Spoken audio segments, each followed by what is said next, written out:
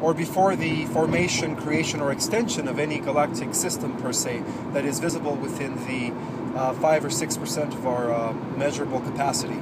So now we could say that the galactic systems that are inserted in the center of all galactic systems, like I mentioned earlier, are a duplication of something that has already existed within higher dimensions. Now these are the higher dimensions that are apparently our limited based technology is unable to perceive at this time, but soon we will develop higher ways of perceiving or piercing deeper into the regions of dark matter and dark energy. And in a way we have already started by using X-ray technology and not only checking for the visible light spectrum, but also checking for the vibrational frequencies that exist within these regions. And so now I'm going to stretch your minds. Now this will begin the intermediate section for those that have already begun the awakening process and who pretty much have already researched about a lot of the stuff that is now surfacing, like about planet Nibiru and the idea of the celestial beings that are going to return and the idea of ending a great cycle and beginning a new cycle as we transition into a new world. So now this is where cutting edge science and the prophecies and everything that is happening right now is coinciding.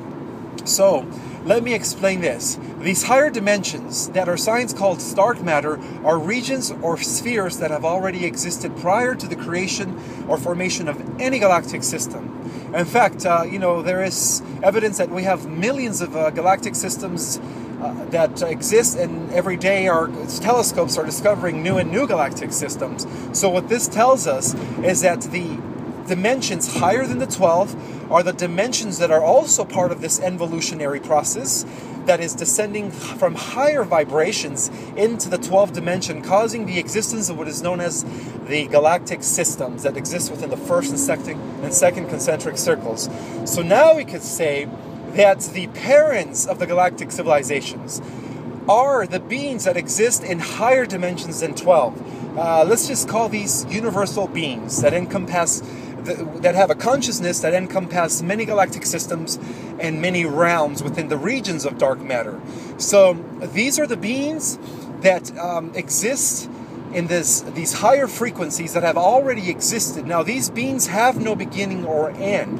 These beings have never experienced anything that the beings in the galactic systems are undergoing, which is the process of descending from the immortality to a vehicle of mortality, and then reascending, the vehicle of mortality back to, or transmuting it into a vehicle of immortality by fusing the light with the body, which is the process of ascension.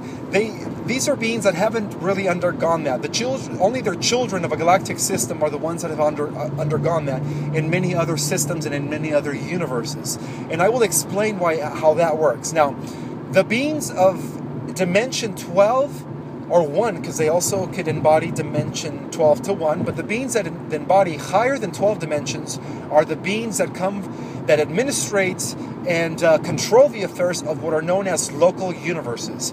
And yes, our science is now saying that we do indeed live in a multiverse system. So now we have to erase our minds from the idea that it's just one single universe. Now we have to think of it as multiple universes, and every day new and new universes are being formed, as every day new and new universes or existing universes, older universes are dying out. But the ones that are being more, that's happening at a greater scale. So it's almost as if something is expanding beyond the local universe range. And this is when we start getting into the deeper regions of dark matter, and then again into what is known as dark energy. And something that I would like to point out is that there is ancient text evidence, and also every religious manuscript has also described a sphere of reality that has no beginning or end, but they limit it just to the term known as heavenly sphere, when in reality heaven is also multi-layered, and there's also different rates of vibration comprising the different levels of what the Bible calls the house of many mansions, which can now be comparable to what the physicist in cutting-edge science calls the multiverse.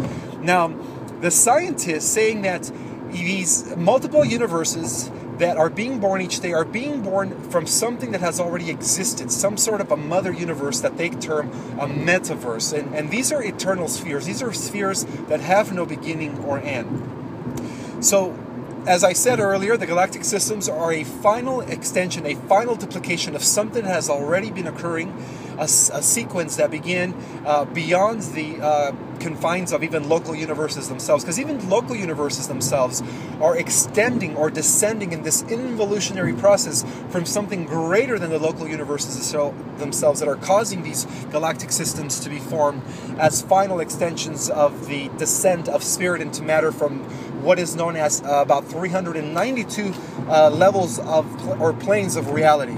So now I'm incorporating the esoteric knowledge. So if you could bear with me here, I know some of this stuff sounds like it's really out there, but I want you guys to really see how I make the connection here with cutting edge science and the esoteric knowledge.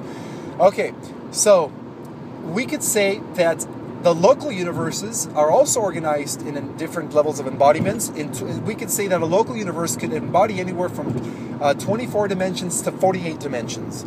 So the beings that are descending from the local universes are beings that have already existed eternally without beginning or end. The only beings that have to go through this incarnational process of experiencing mortality and the ascension process are the beings within the galactic systems. Now there is a lineage though, in a sense where the parents of the beings of the galactic systems embody dimension from 12 to 24, and then the parents of the beings that embody dimension from 12 to 24, which occupy the highest regions of a local universe, are the parents or the grandparents of the beings of a galactic system. So there is some sort of parental hereditary lineage that is stemming from what is known as the central heart of the metaverse itself, which science calls the mother universe, or the spheres that have already existed.